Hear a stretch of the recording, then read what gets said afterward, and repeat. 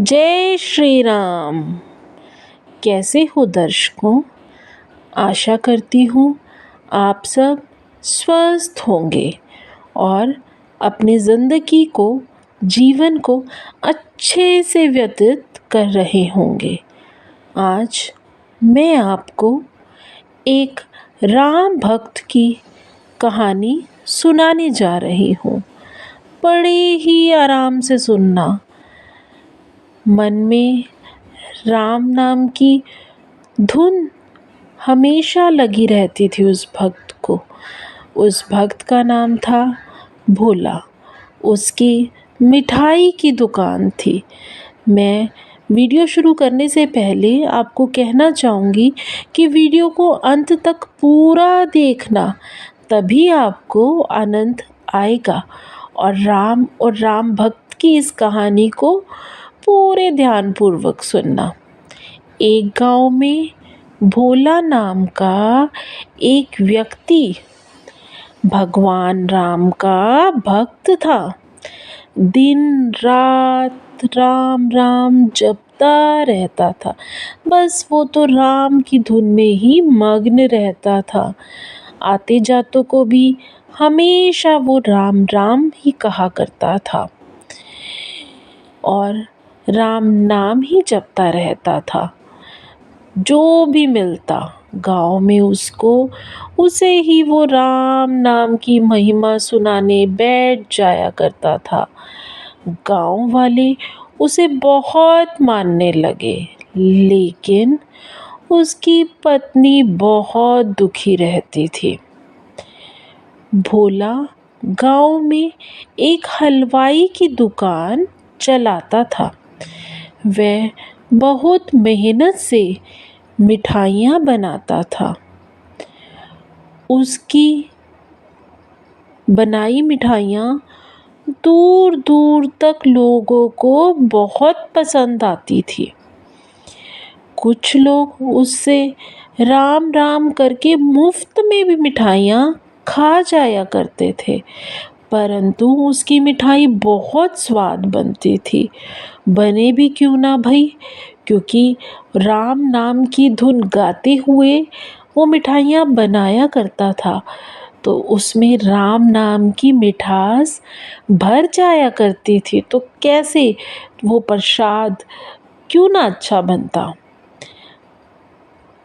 फिर उसकी पत्नी ने बोला, जिसका नाम सुमित्रा था, तुम इतने सीधे हो कि तुम्हारा फायदा सब लोग उठा जाते हैं। तब भोला ने कहा, मैं तो प्रभु श्री राम का नाम लेकर मिठाई बनाता हूँ। कुछ लोग खरीद लेते हैं तो कुछ लोग इसे प्रसाद समझकर खा जाते हैं। तब उसकी पत्नी बोली, लेकिन श्री राम जी के चक्कर में तो हमारा नुकसान ही होता जा रहा है। लोग आते हैं, थोड़ी सी मीठी बातें करके मिठाइयाँ मुफ्त में खा लेते हैं। अपनी पत्नी की बात सुनकर भोला तुरंत बड़े प्यार से बोला, प्रिय, तुम्हें पता है राम जी के नाम से मैं जो भी मिठाई बनाता हूँ वह बनती ही इतनी स्वादिष्ट है कि सब ग्राहकों को बहुत पसंद आती है। सुमित्रा उसके इसी स्वभाव से बहुत दुखी रहने लगी।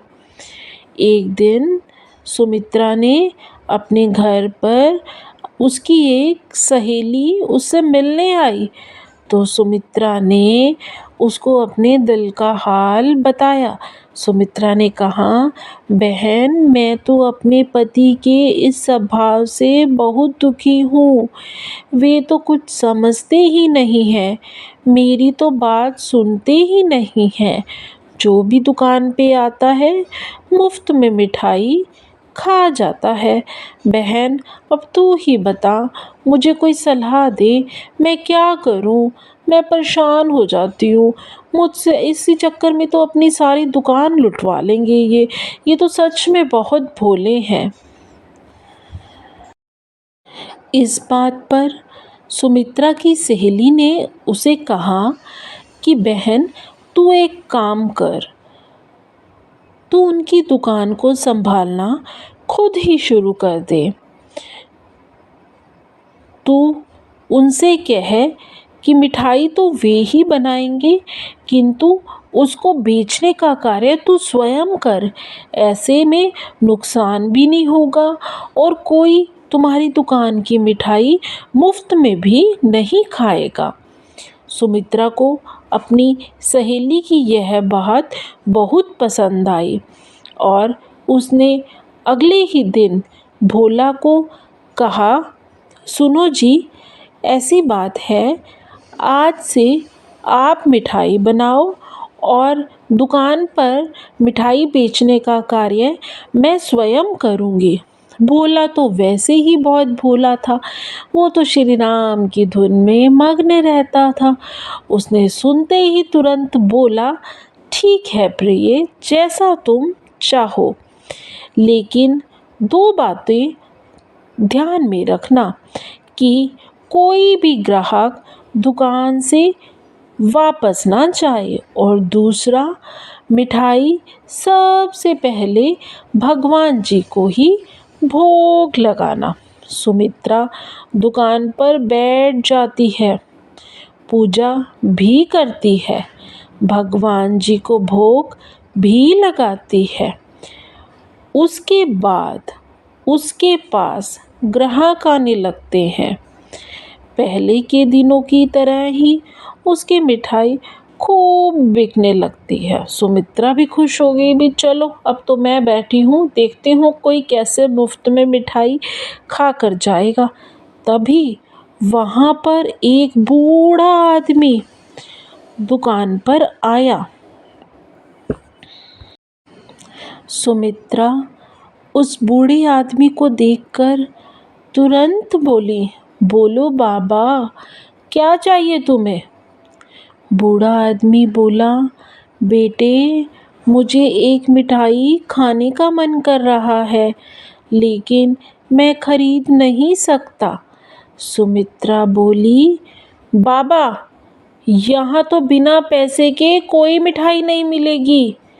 मेरे पति पहले ही दुकान का बहुत नुकसान कर चुके हैं। जाओ बाबा, आगे जाओ, यहाँ अब आपको कुछ नहीं मिलने वाला। अब तो मिठाइयों का बेचने का काम तो मैं ही करती हूँ। अब से भूल जाओ, आपको कोई मुफ्त मिठाई भी यहाँ पर मिलेगी। इस पर बूढ़ा आदमी बोला कि कोई बात नहीं बेटी, जो मिठाई राम जी को भोग लगी है वही मुझे दे दो। उसे तो तुम बेचने वाली नहीं हो ना, उसे तो तुम नहीं बेचोगी। मैं भगवान का प्रसाद समझकर ही खा लूँगा, उसे उस मिठाई को ही बेटी मुझे दे दो। सुमित्रा बोली, नहीं बाबा, आपको समझ में नहीं आया, कहा ना, आप जाओ यहाँ से, आज आपको कोई मिठाई नहीं मुफ्त में मिलने वाली। यह सुनकर बूढ़ा आदमी वापस चला जाता है। शाम का समय जब भोला दुकान पर पहुंचा तो उसने देखा कि भोग वाली मिठाई तो ऐसे ही रखी हुई है। तब भोला ने बोला अपनी पत्नी से, क्या हुआ, आज बाबा नहीं आए? सुमित्रा बोली, कौन बाबा? हाँ, आया था एक बूढ़ा आदमी, मेरे बार बार मना करने पर भोग वाली मिठाई मांगने लग गया, तो मैंने बाबा को बोल दिया, बाबा आज नहीं मिलने वाली आपको मुफ्त वाली मिठाई, आगे चलो, अपना काम करो। भोला ने बोला, यह तूने क्या किया? जब से मैंने दुकान खोली है हर दिन वे बाबा आते हैं और भोग की मिठाई खाते हैं।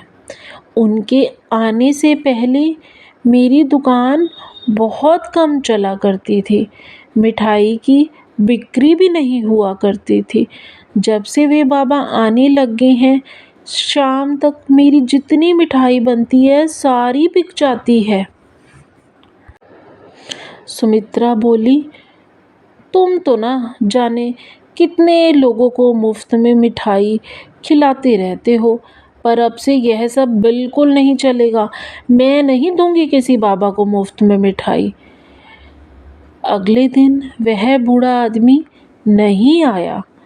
पूरे दिन सुमित्रा दुकान पर बैठी रही, लेकिन सारी मिठाई ऐसे की ऐसे ही रखी रही। कोई ग्राहक नहीं आया, बिल्कुल भी कोई ग्राहक नहीं आया। कोई सुमित्रा की मिठाई नहीं बिकी। सुमित्रा मन ही मन परेशान भी हो रही थी। इसी तरह कुछ दिन और बीत गए तो मिठाई फेंकनी पड़ गई। घर का खर्चा चलाना भी मुश्किल हो गया। हार कर इतने दिनों तक सोच सोच कर तब सुमित्रा ने कहा अपने पति भोला से, मुझे लगता है आप ठीक ही कह रहे थे। आप जल्दी जाकर कहीं से उस बूढ़े आदमी को ढूंढ कर लाइए, नहीं तो हम भूखे मर जाएंगे। मैंने गलती कर दी, मुझे उस बूढ़े आदमी को मिठाई दे देनी चाहिए थी। भोला, अब कहाँ से मिलेंगे वो बूढ़े आदमी? सुमित्रा रोने लगती है। अगले दिन भोला दुकान खोलता है और भगवान राम को भोग लगाता है। फिर दोनों एक डिब्बे में मिठाई सजा कर मंदिर में पहुंचते हैं। मंदिर में पहुंचते ही भोला भगवान राम जी को बोलता है, उनके चरणों में मिठाई रखकर, क्या बात प्रभु, आपने आना बंद कर दिया है? तब उनकी इस बात पर सुमित्रा उनकी पत्नी बोलती है, ये क्या कह रहे हो आप श्री रामचंद्र जी से? तब भोला कहता है, सुमित्रा ध्यान से देख, श्री राम जी की मूर्ति में ध्यान से देख, बिल्कुल निश्चित होके देख, उनकी आंखों में आंसू आ रहे हैं। अरे उनकी आंखों में देखो आंसू आ रहे हैं।